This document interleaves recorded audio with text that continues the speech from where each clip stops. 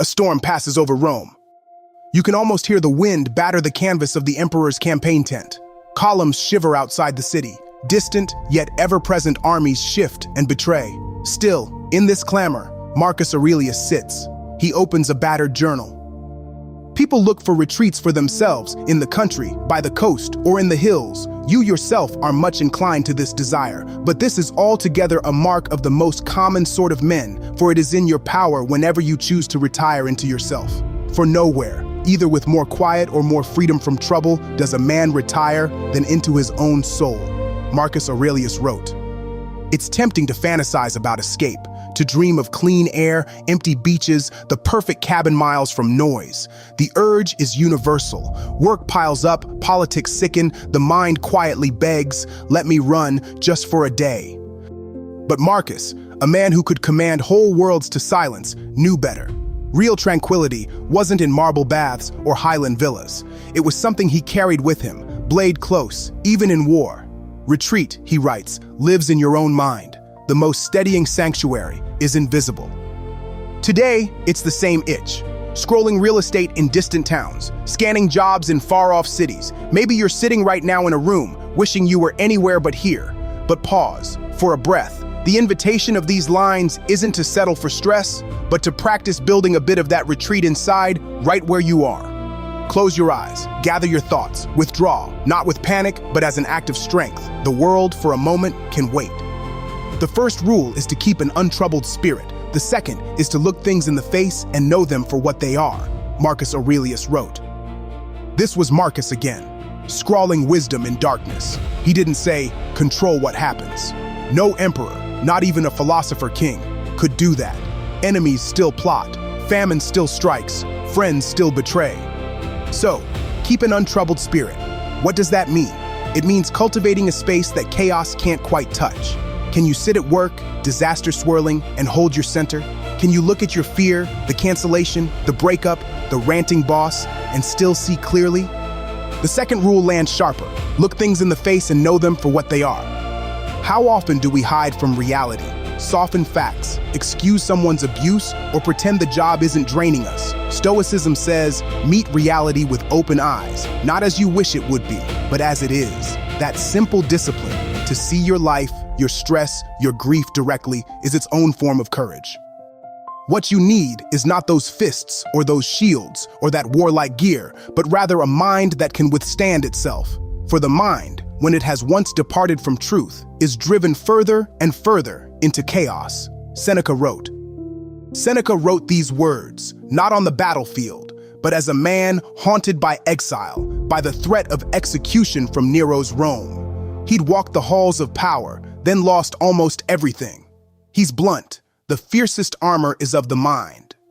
We often go through life trying to build defenses outside ourselves. Wealth, followers, insurance, escape plans, all efforts to shield against chaos. But if your mind is weak, unstable, self-deceiving, none of it will protect you. Most chaos isn't outside. It's in the stories the mind invents when it flees from honesty. Seneca's survival and Marcus's calm came from searching for truth, even when it burned. Only there, confronting reality, does the spinning begin to slow.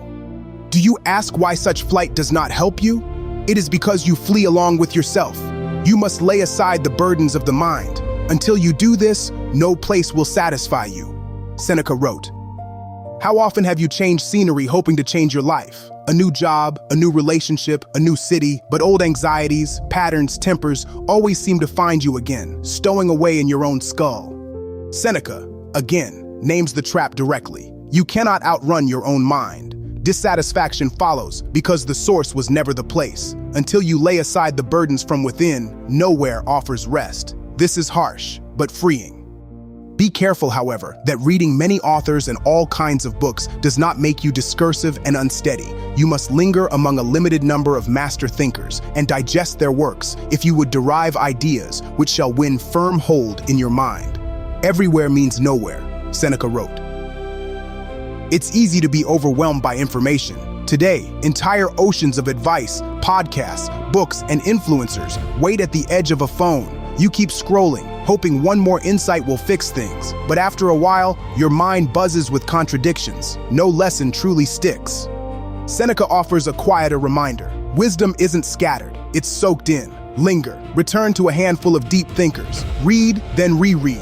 Absorb until the words change you, until they actually settle your soul in crisis.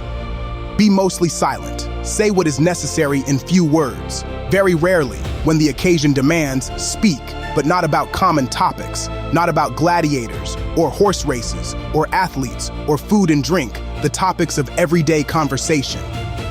Epictetus wrote, Epictetus, who began life enslaved, learned that power starts with self-command. Even something as simple as what you choose to say. Our mouths pour out what our minds store up. The moments we fill with gossip, with argument, with bluster, how much do they exhaust us? How much do they scatter attention from the real work of living?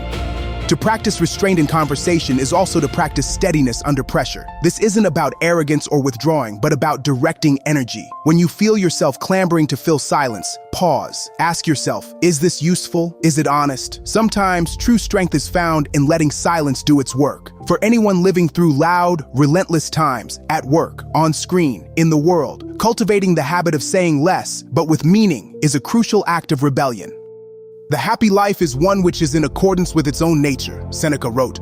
In the end, what did all this fighting and heavy thinking point toward? Happiness for the Stoic wasn't luxury, applause, or even external calm. Seneca says, the happy life is one ordered with your own nature. No performance, just reality, accepted and lived honestly. This means no more fitting yourself into someone's image, no more chasing what's expected. Instead, it's living, moment by moment, in tune with your own reason, values, and real strengths. For Marcus Aurelius, this was the only freedom worth struggling for. His life was marked by civil war, betrayal, and loss, yet his nightly reflections always circled back. What is truly in your control? What is truly yours? A man can lead an empire and feel powerless. A mother can build a home and feel homeless inside her own mind. The world can rage and flicker around you, but if your spirit stands, honest and willing, a kind of unshakable peace is possible. So next time you reach for escape, remember, you carry the retreat with you. Return to it day after day, word after word, until stillness starts to seed itself into the fabric of your life. If these old lines pricked something inside, there are more stories waiting. The hard-won wisdom of lives lived bravely, calmly, in storms like ours.